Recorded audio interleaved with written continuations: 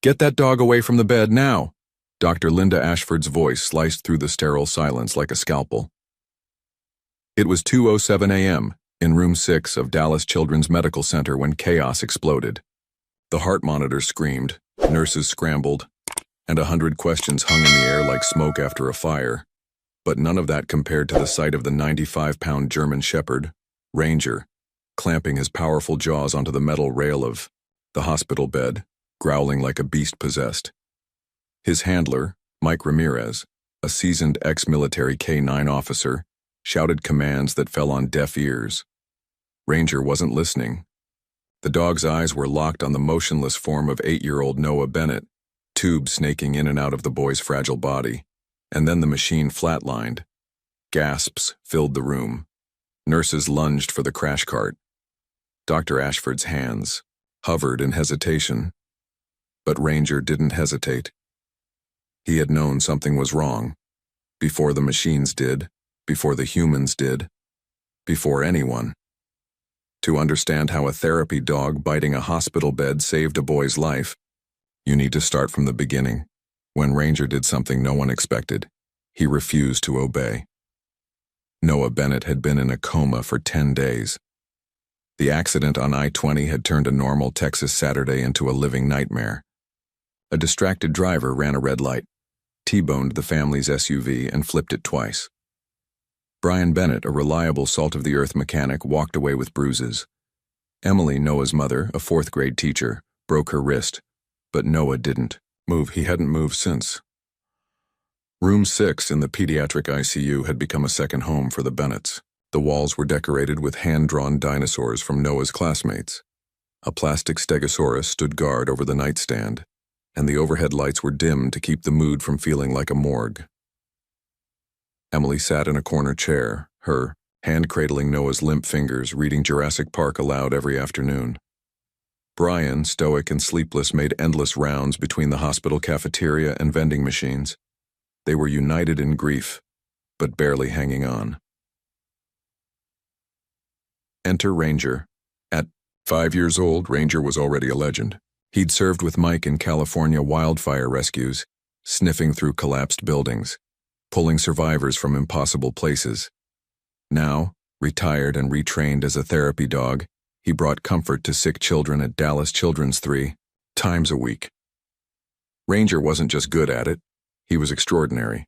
Nurses said he had a 6th sense. Some kids hadn't smiled in days until Ranger rested his head on their beds. That Tuesday morning, Ranger padded calmly down the hallway, of the 3rd floor, tail wagging, nails clicking against the tile. Mike guided him from room to room, pausing to let children pet his thick fur, whisper secrets into his ears, or just smile for the first time in weeks. Everything was routine until room 6. Ranger stopped at the doorway, his ears shooting up, head tilting slightly. Mike tugged gently on the leash. "Ranger, visit," he said, using the cue the dog had responded to 100 times before. But Ranger didn't move. He stood frozen, eyes locked on Noah. Mike frowned. "That's strange," he muttered, tugging again. Then a voice from behind startled him. "Wait, I know that dog." Emily Bennett stood, voice raw from exhaustion. Her eyes widened with sudden recognition. Came to Noah's school back in April. They did a K-9 safety demo. Noah talked about him for days. She pulled out her phone, her fingers trembling as she scrolled through photos. Then she found it, a picture of Noah beaming with joy, arms wrapped around Ranger's neck, a sticker on his chest that read, "Future Hero." Mike studied the photo, heart tightening. "Maybe he remembers him," Emily whispered. Ranger took a step forward, then another, slowly approaching the bed like a soldier entering a minefield. He pressed his nose gently to Noah's hand. A soft whine escaped him. From that moment on, Ranger changed. Over the next few days, Ranger's behavior around room 6 became more intense. During other therapy visits, he was calm and affectionate. But as soon as they neared Noah's room, the dog pulled hard on the leash, growled softly, and sat stiffly by the boy's bed. "He's never acted like this," Mike told Nurse Caitlin Ross one afternoon as they watched Ranger staring intently at Noah's chest. Caitlin nodded. My grandmother used to say dogs could sense sickness before doctors could. She paused. Sometimes I think she was right. Inside room 6, the machines showed no changes, no signs of waking, just the usual coma readings, steady, dull, unchanging. But Ranger kept watching. He stopped eating, ignored his treats, wouldn't play. At night, he scratched at Mike's front door trying to get back to the hospital. Mike, a man who had pulled people from collapsed houses and led dogs into fires, was shaken. He'd seen dogs act on instinct before. But this was personal. If you believe in the power of animals and stories that restore your faith in the impossible, make sure to subscribe to our YouTube channel, Heroes for Animals. Because some heroes walk on 4 legs. That Friday at 2:38 a.m., everything came to a head. Security cameras later showed what happened. Ranger was asleep in room 6 next to Noah's bed under special permission. Mike had been granted one final night before the therapy program was suspended due to Ranger's disruptive behavior. That's when it started. Ranger stood up abruptly, ears alert. He sniffed the air, then climbed halfway onto the bed, something he had never done before. He began whining, pawing softly at the IV stand. Then he let out a single guttural bark, and another. Then the heart monitor wavered. Dr. Ashford rushed in, followed by Caitlin and 2 other nurses.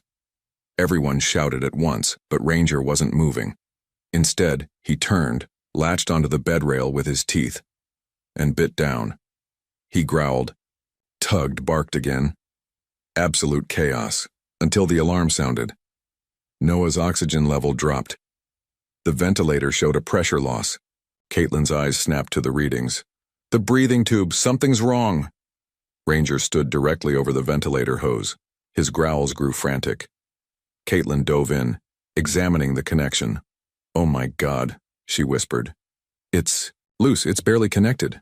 They fixed it just in time. Minutes later, the room quieted. Noah's vitals stabilized. Everyone looked at the dog.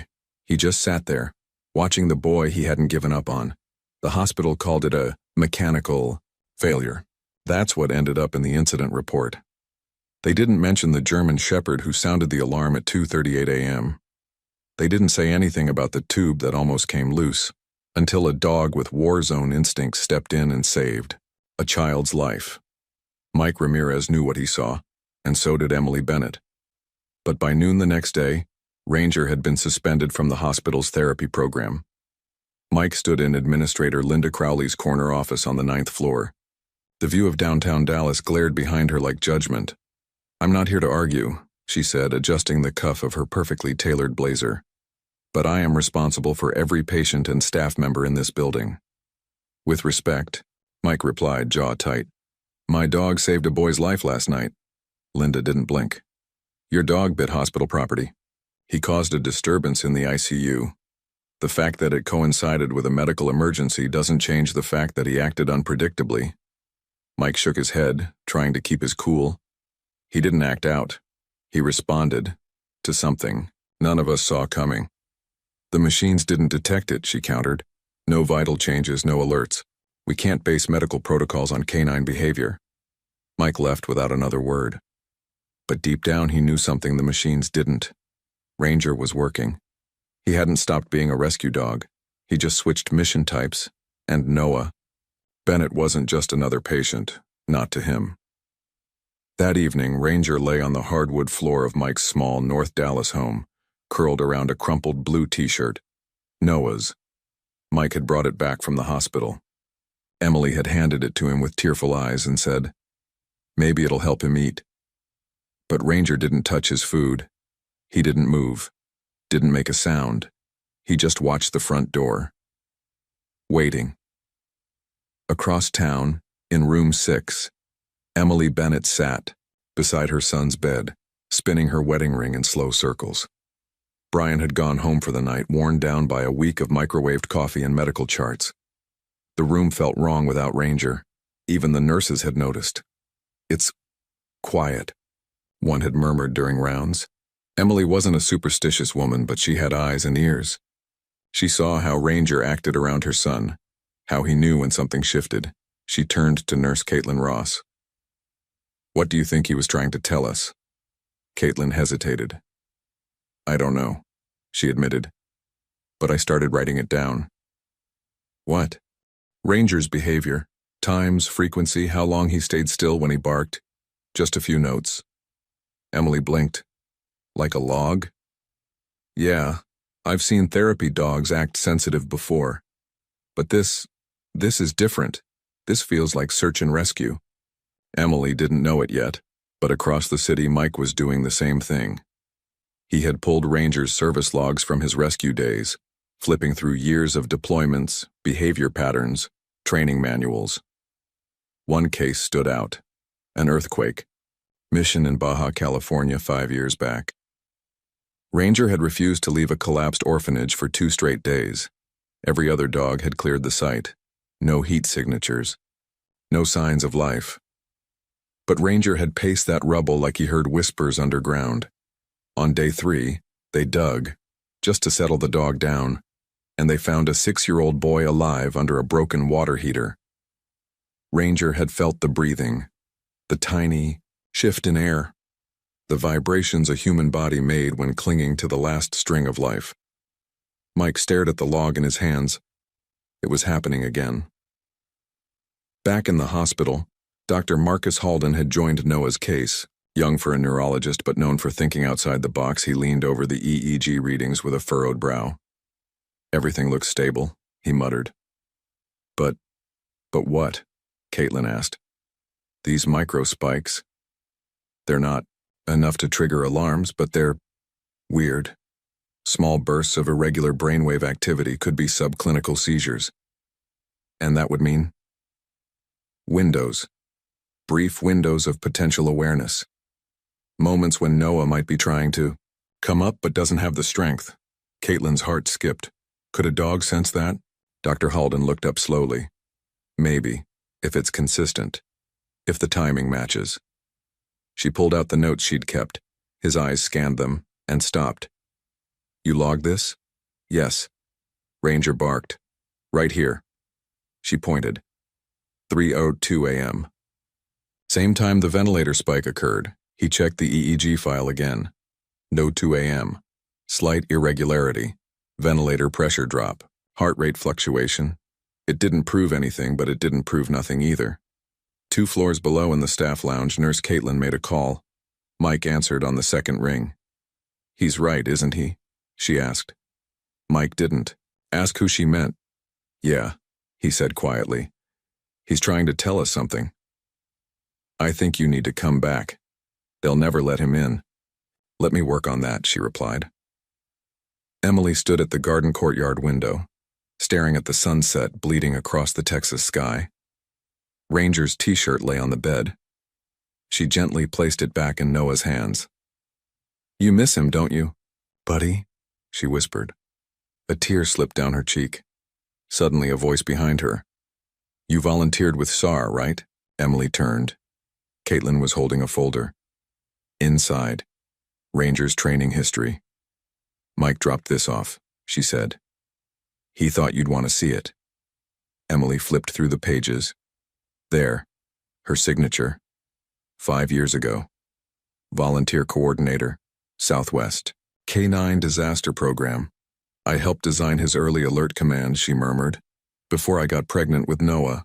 The irony made her knees weak. She had helped train the dog who might now save her son. That night, Mike got a text from Emily. Come back tomorrow. Bring Ranger. I'll handle the rest. At 6:45 a.m., they arrived. Administrator Crowley was waiting. Didn't smile. But she didn't stop them either. We're allowing a 1-day supervised observation, she said flatly. This does not imply endorsement. Mike nodded. Ranger didn't need her blessing. He just needed to get back to the boy. When Ranger entered room 6, his body relaxed. He padded to Noah's bedside, sniffed the air, and gently rested his head on the boy's hand. Nothing dramatic. No barking. Just presence. Emily knelt beside them both, brushing her son's hair with one hand, scratching Ranger's ear with the other. Okay, big guy, she whispered. Show us what you know. Ranger blinked slowly, nose twitching. The machines hummed. The moment passed quietly. But something had shifted. Everyone felt it. Later that evening, Mike stood with Dr. Halden in the hallway, watching the feed from the EEG monitor now linked to an overhead camera tracking Ranger's movements. "Think we'll get anything tonight?" Mike asked. The neurologist hesitated. "If the patterns hold," he said. "It'll happen around 3 a.m. Mike nodded. "Ranger'll be ready." He turned to walk away. Halden said something almost too soft to hear. "I believe he already is." The clock on the ICU wall ticked past 2:59 a.m. Outside the Dallas Children's Medical Center, storm clouds pressed low against the city. The wind howled through the alleyways like a warning. A late summer thunderstorm had rolled in with all. The subtlety of a freight train. Lightning flashing across the windows of room 6, illuminating 8-year-old Noah Bennett's sleeping face in pale blue bursts. Inside, the atmosphere was tense. Ranger was awake. The German Shepherd lay near the foot of Noah's hospital bed, his body rigid, nose twitching, eyes locked on the boy's chest as if he were reading a code the rest of the world couldn't see. At 3 a.m. Exactly, he stood. Nurse Caitlin Ross had just returned from her break, a steaming cup of burnt cafeteria coffee in hand when she saw it. Ranger's sudden shift from stillness to full alert. His ears perked. His posture tightened. His tail stood low but straight.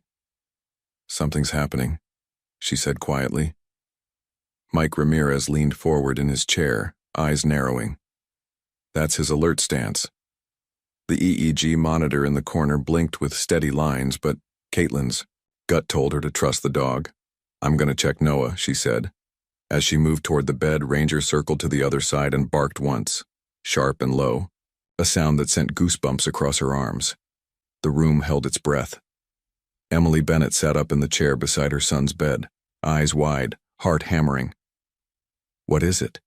she asked, voice hoarse from sleep. Caitlin hesitated. "Ranger's reacting. Again. Same time as before." Noah's face remained still. The heart monitor pulsed a regular beat. Oxygen saturation held at 98%. But Ranger didn't budge. He climbed slowly, carefully placing his front paws on the mattress, standing over Noah's chest. He sniffed, then whined. "Mike," Caitlin said urgently. Mike approached, ready to give a command, but Ranger turned to him, eyes intense, ears forward, and gave 2 short barks. The same barks Mike had heard on a search site 5 years ago, seconds before they found a collapsed wall hiding a trapped girl. "Okay," he said, breath catching. "That's an urgent alert." He turned to Caitlin. "Check everything. Right now." Caitlin didn't argue. She leaned over Noah's ventilator. "Connection?" Then froze. "Damn it," she whispered. "The connector's loose again." She grabbed the tubing, inspecting the join between the endotracheal tube and the ventilator line. "It's slipping, just like before," she said. Emily gasped. "Is he getting air?" "Barely," Caitlin said, hands already moving. Another hour like this and he might have started losing oxygen again. Lightning flashed across the window. A rumble of thunder shook the glass. Mike reached down and pulled Ranger gently back. "You found it, buddy," he whispered. "You saw it again." The emergency tech team arrived minutes later, called in by Caitlin's rapid-fire code through the hallway intercom. The respiratory therapist confirmed her findings. "Tube was on the verge of a full disconnect," he said, shaking his head. "Good catch." Emily didn't respond. She just bent over her son and kissed his forehead. Tears falling freely now. "You're not alone, baby," she whispered. "Your dog is still watching." Later that morning, in the conference room outside the ICU, Dr. Marcus Halden stared at the EEG readout and the time-stamped behavior footage from Ranger. The timing lined up. Again. 3 nights, he said aloud. 3 nights in a row, Ranger alerts right as Noah's vitals shift or the equipment fails. That can't be coincidence anymore. Dr. Linda Crowley sat across the table, arms folded, skepticism etched deep into her features. "Correlation doesn't equal causation," she said. "We still don't know what, if anything, the dog is reacting to." Dr. Halden's eyes narrowed. If that ventilator had slipped entirely and no one caught it, Noah could have coded. Do we really want to risk ignoring what this dog is clearly perceiving? Crowley hesitated. I'm not against animals, she said finally, but medicine is built on repeatable, measurable evidence, not instinct. Maybe it's time we expand our measurements, Halden replied, tapping the EEG chart, because the dog's batting 1,000. Mike returned home that evening exhausted, Ranger trailing behind him. The storm had cleared, leaving the Dallas streets wet and gleaming under the street lamps. But a different kind of energy was buzzing in Mike's mind. Anticipation, anxiety, validation. He placed Ranger's service vest on the hallway hook and poured a bowl of kibble into his dish. To his surprise, Ranger ate. That's new, Mike said aloud, watching the dog scarf down the food with the focus of a soldier refueling. Before battle, he knelt beside him, stroking the back of his neck. You feel better now, huh? You showed them you were right. Ranger looked up at him and wagged his tail once. The next morning, Dr. Halden approached Emily and Brian Bennett with a new idea. We want to place additional sensors in the room, he said. Cameras, pressure monitors, environmental sensors. If Ranger reacts again, we want to capture every possible metric. Will it help him? Emily asked. I don't know, Halden admitted, but I think it'll help us understand what the dog is seeing that we're not. Brian exchanged a look with his wife. Do it. By midnight, Room 6 looked like a command center. Cameras recorded from 4 angles. EEG readings were streamed to a remote server. Pressure sensors were mounted beneath the mattress. Even Ranger had been fitted with a lightweight movement tracker to log every bark, tail movement, and pacing interval. Dr. Halden sat in an observation bay with a neurology resident and a cup of strong black coffee. Mike and Ranger sat in their usual spot. Emily rested her head against Noah's mattress. One hand gripping her son's fingers, the other loosely resting on Ranger's back. Everyone was waiting for 3:00 a.m. At 2:58, Ranger stirred. He sat up, tail still, eyes locked on Noah. Then slowly, he stood. Everyone watching leaned forward. Here we go, Mike said softly. Ranger padded to Noah's side and gave a low, deliberate whine. Record that, Halden said to the technician. One paw lifted, then the other. He placed both front paws on the mattress. No bark yet, Mike whispered. He's close, but not urgent. Dr. Halden glanced at the EEG. Noah's brainwaves just shifted, he said quickly. Temporal lobe activity is spiking higher than baseline. Ranger lowered his nose, sniffing along Noah's arm, then stopped at the boy's chest. Suddenly, he barked. Once. Then again. Short. Sharp. Controlled. Emily gasped. Noah's fingers moved, she whispered. Mike rushed forward, watching as Noah's hand gave the slightest tremble. The EEG spiked. He's reacting, the resident said breathlessly. There's definite movement. We have pupillary response. Ranger barked again, then sat down beside the bed, tail wagging slowly. The monitor showed another brief spike. Then, stillness. But the silence was different now. It was full of hope. Sunrise, the story had spread across the floor. Staff whispered in hallways. Nurses exchanged knowing looks. Even Dr. Crowley stopped by room 6, looked at Ranger and gave a single curt nod. Something like respect. Mike stood in the hospital courtyard later that morning, staring at the pale orange glow rising over the horizon. Ranger sat beside him, alert but relaxed. They're listening now, Mike said softly. Took 'em long enough. He looked down at his partner. But you never needed them to believe, did you? You just kept showing up.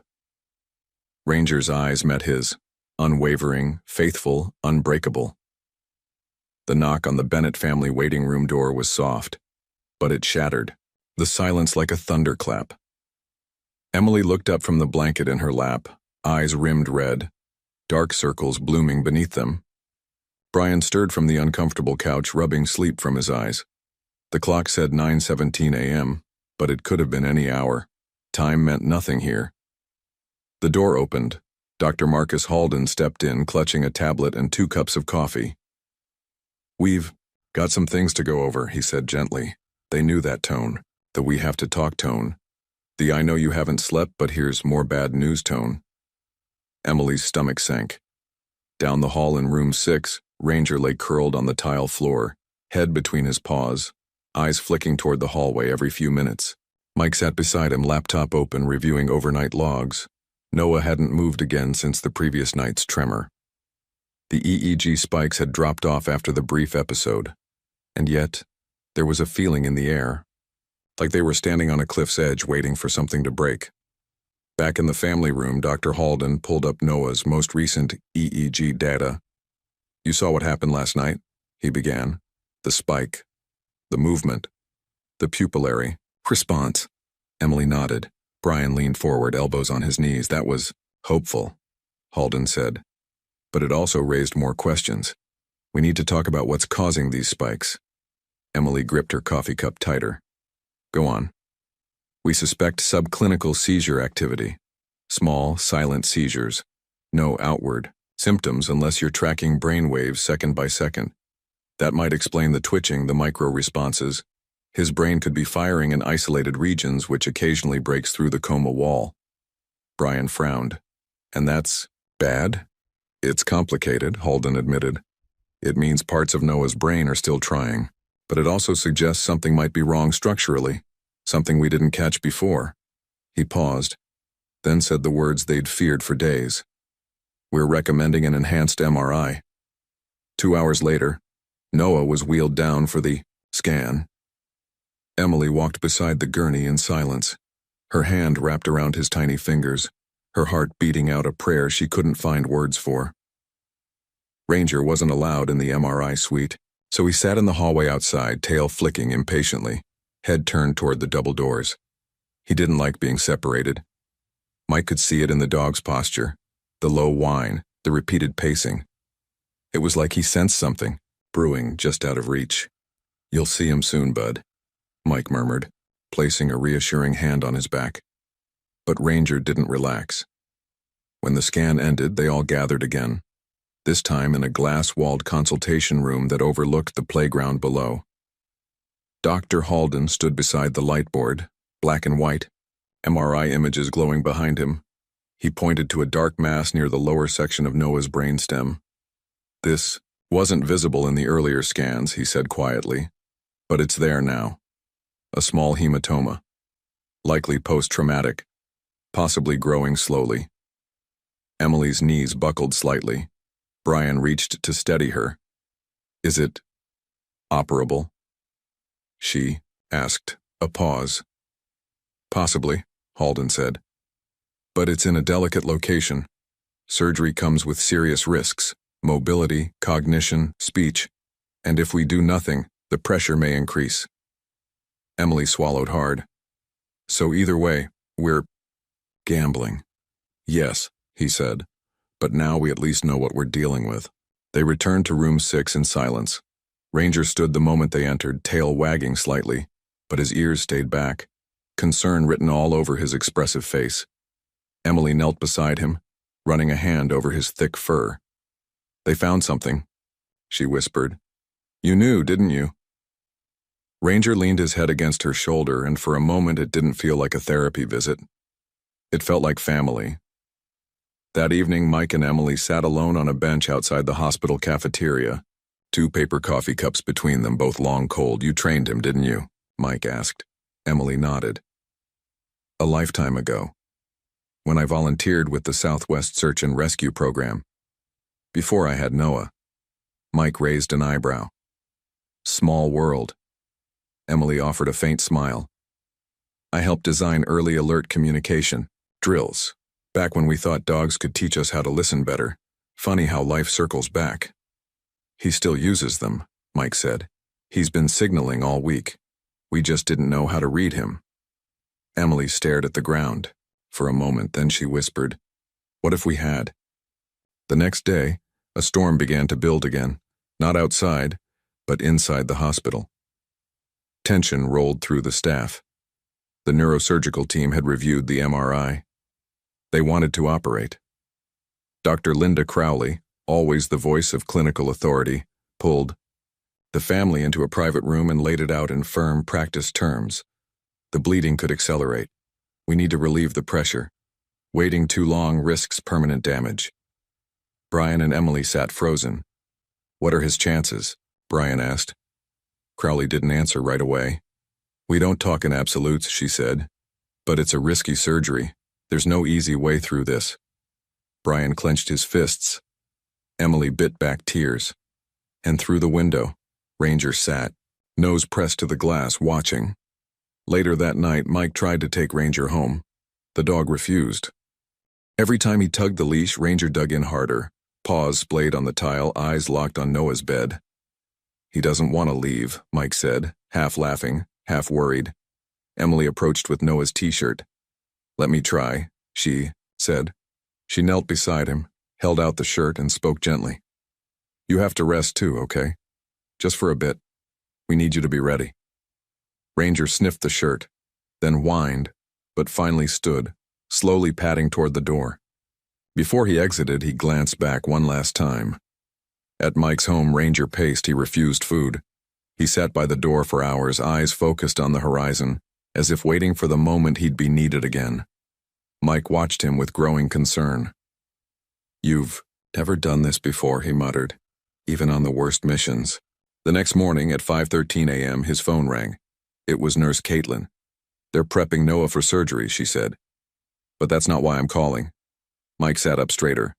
Dr. Halden reviewed all of Ranger's logs, the EEGs, the behavioral tags, the video footage. He thinks Ranger isn't just sensing seizures. What then? He thinks Ranger is detecting Noah's moments of near consciousness. The spikes align almost perfectly with when Ranger gets agitated.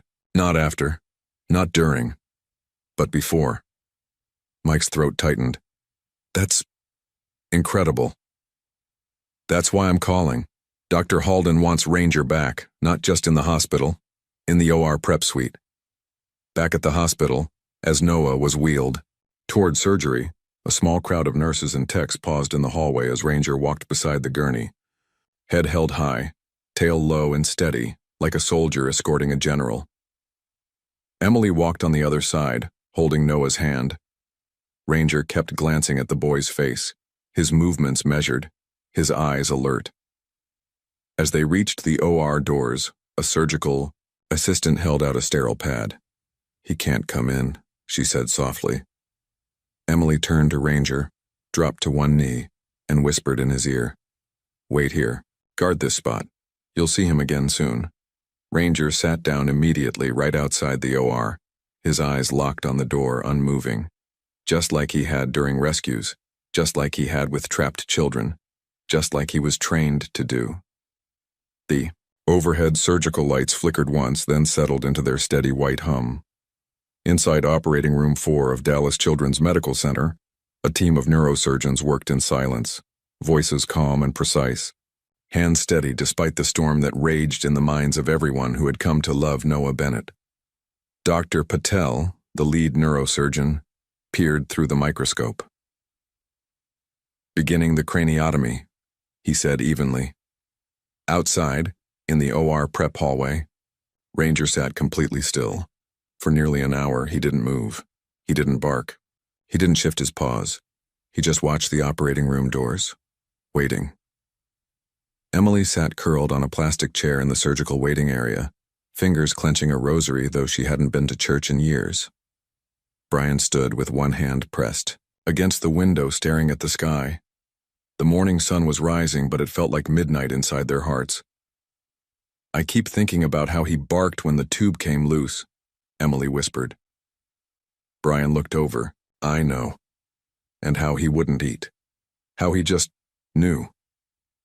Brian walked back and sat beside her, elbows on his knees. It's hard to explain to anyone who hasn't seen it. Yeah, Emily murmured. It's more than instinct. It's devotion. They sat in silence for a while. Then Brian said something he hadn't voiced since the day of the accident. What if we lose him? Emily didn't answer right away. Then she said softly, We've already almost lost him. But Ranger wouldn't let that happen. Her voice cracked. So maybe we just trust him a little longer. At 7:32 a.m., the double doors of the OR burst open. Dr. Patel stepped out, still in surgical cap and gown, exhaustion carved deep into the lines of his face. "Mr. and Mrs. Bennett," he said, approaching them. Emily rose, heart frozen. "The surgery went as expected," he said. "We removed the hematoma successfully. The pressure on the brainstem has been relieved." Emily clutched Brian's arm, trying to process it. "That's good?" she asked hesitantly. "It's promising," Dr. Patel said with careful optimism. "But the next 48 hours are critical. He's still in a coma, and we won't know the long-term neurological impact until he begins to regain consciousness." He paused. "If he does." They brought Noah back to room 6 later that morning. The moment the gurney appeared at the end of the hallway, Ranger stood up. He didn't bark. He didn't pull on the leash. He just walked calmly beside the bed as if he'd been waiting for this moment his whole life. Nurses watched with awe. Some whispered prayers. When they reached the room, Ranger sat down beside the bed and let out a single sigh, like he had just exhaled a burden no one else could carry. The days blurred. Emily and Brian took shifts sleeping in the reclining chair. Mike stayed nearby with Ranger, walking him, feeding him, monitoring his every move. Nurse Caitlin never missed a round. Dr. Halden came in every few hours, checking EEG results, monitoring reflexes, watching for anything. Nothing. No movement. No spikes. No changes. The silence grew heavy. Hope started to fray. On the third night after surgery, Emily stepped outside into the courtyard, wrapping a cardigan tightly around her shoulders. The September air had finally begun to cool, and for the first time in weeks, the Texas heat had lifted. She sat on the edge of a stone bench, staring up at the stars. She didn't hear Mike approach until he sat down beside her. "How's he doing?" she asked. "About the same," Mike replied. "Vitals are stable. Ranger's been glued to his side since the gurney rolled in." Emily nodded, eyes glistening. "Can I ask you something?" she said. "Of course." "You've worked with dogs your whole life. Rescue missions, war zones, earthquakes. What do you really think is going on with him?" Mike stared at the sky for a long time before answering. "Some dogs," he said slowly. "They're born with something extra, a deeper sense. It's not just training or smell or reflex. It's this connection. It's like they feel things we've forgotten how to feel." He turned to her. Ranger didn't pick Noah by chance. He remembered him from that school demo, sure, but this is something else. He's trying to reach him, not just protect him. Emily wiped her eyes. "I believe that," Mike added. "When we did earthquake rescues, Ranger would scratch and whine when someone was buried alive. But once they were found, he'd stop. He could tell when someone had given up, and when someone hadn't." Emily whispered, "So you think Noah hasn't given up?" Mike nodded. "Ranger hasn't, either." That night, room 6 was calm. Emily and Brian had both fallen asleep. Ranger lay beside the bed, his body still but alert. His eyes were fixed on Noah, watching every breath, every twitch, every vibration. The clock struck 3 a.m. Ranger's ears perked. He stood, and something changed. He paced once, then placed both front paws carefully on the bed's edge, peering at Noah's face. A low whine escaped him. He sniffed Noah's arm, then moved to the chest. Then, he barked. Short, urgent, focused. Mike sat up straight. "Something's happening," he said. Caitlin, who had been checking logs at the nurse's station, rushed in. "Vitals?" she asked. "O2 is stable. Heart rate is slightly elevated." Then Emily stirred, blinking awake just in time to hear a sound. A breath, a hitch in Noah's throat. She leaned in. "Noah," she whispered. And then, his eyelids fluttered. Everyone froze. "Noah," Emily repeated louder this time. A flicker. Then, his eyes opened, not wide, not clear, but open, and they moved. They tracked. They found her face. "Noah!" she cried. Brian rushed to her side, disbelief written across every line of his face. And then, Noah's lips moved. Barely a whisper. A sound without volume. But everyone heard it. Ra-ger. The room broke. Caitlin pressed the intercom for a code white. Patient responsive after coma. Mike dropped to one knee beside Ranger, wrapping his arms around the dog's broad shoulders. You did it, buddy, he choked out. You brought him back. Ranger's tail wagged, once, then twice. Then he sat down and rested his head on Noah's mattress, eyes soft, breathing steady. Dr. Halden arrived minutes later, breathless, stethoscope swinging from his neck. He checked reflexes, asked Noah to blink, squeeze, follow a light. Minimal responses, but they were there. He's waking up, the doctor confirmed. This isn't a random twitch, he's here. Tears ran freely down Emily's face. Brian bent low and kissed Noah's forehead.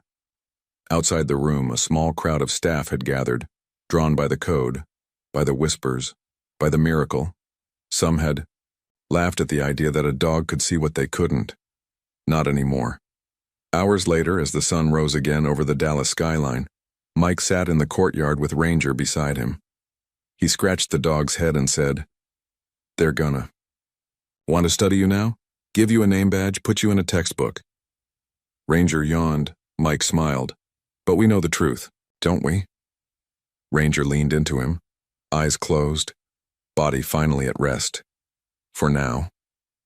The sun filtered gently through the window blinds of room 6, casting long, golden lines across the floor where Ranger lay sleeping, his body curled against the side of the hospital bed, one paw resting lightly on the blanket draped over Noah Bennett.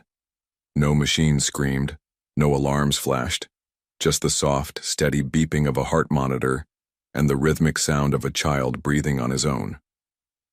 After 18 days in a coma, Noah was awake. The recovery wasn't cinematic. There were no dramatic leaps from bed, no sudden full sentences or tearful "I love you, Mom." Progress came slowly, like a sunrise inching over the edge of the earth.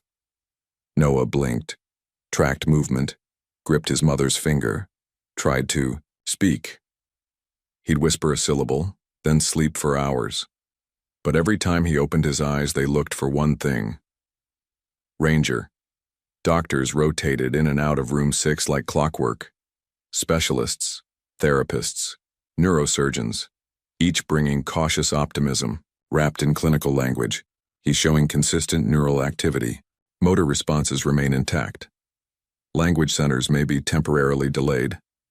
But none of them could explain why the boy's eyes followed a dog more closely than any screen or sensor. Ranger wasn't just a comfort animal anymore. He was something else. By the end of the first week post-surgery, Noah could speak a little. Simple words. Yes. No. Mom. Dad. And one name, Ranger, which he said more clearly than any other. In the hallway outside, Dr. Marcus Halden gave a press briefing, flanked by hospital administrators, including a newly humbled Dr. Linda Crowley. "We don't yet understand all the science behind what happened here," Halden told the cameras, "but what we do understand is this. Ranger, a trained search and rescue dog turned therapy animal, consistently identified changes in Noah Bennett's condition before our machines could."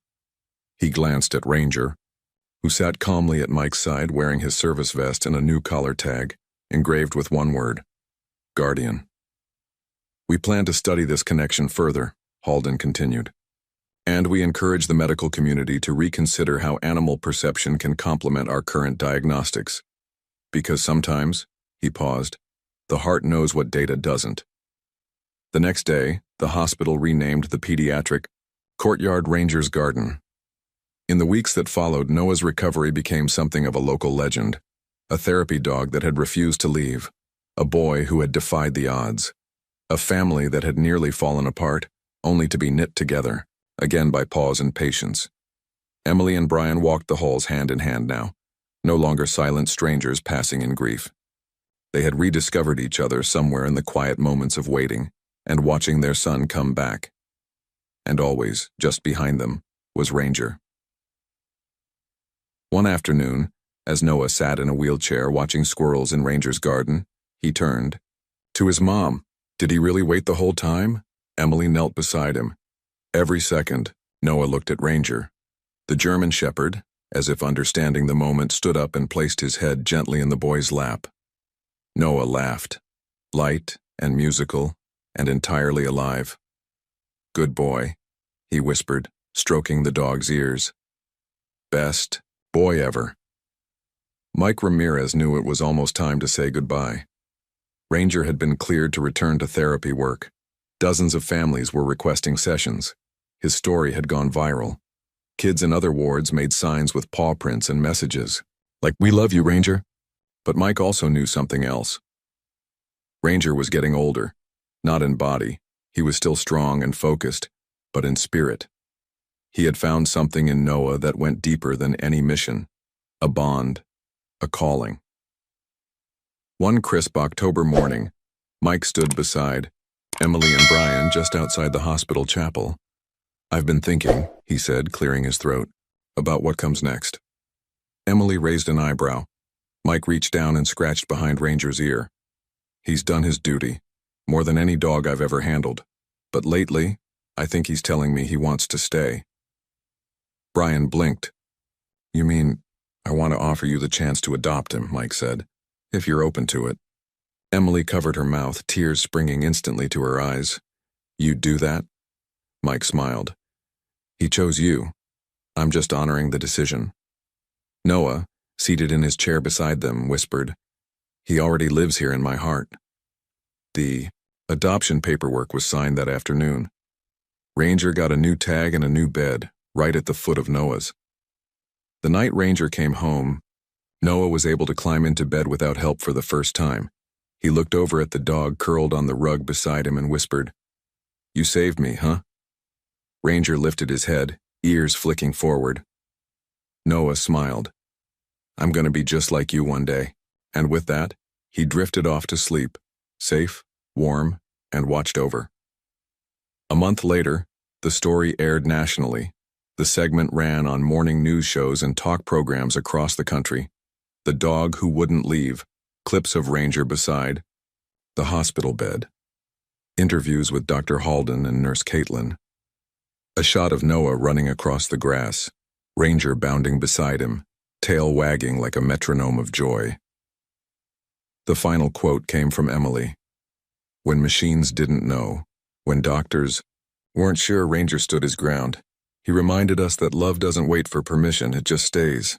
Back in Ranger's garden, a small bronze plaque was installed beside the shaded bench where Noah and Ranger often sat together.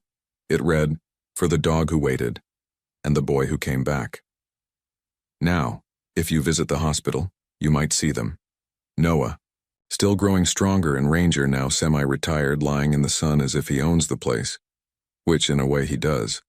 And when kids walk by and ask, "Is that the dog from the story?" Noah just nods and says, "Yeah, that's him." And then he adds with a grin, "He's my dog now."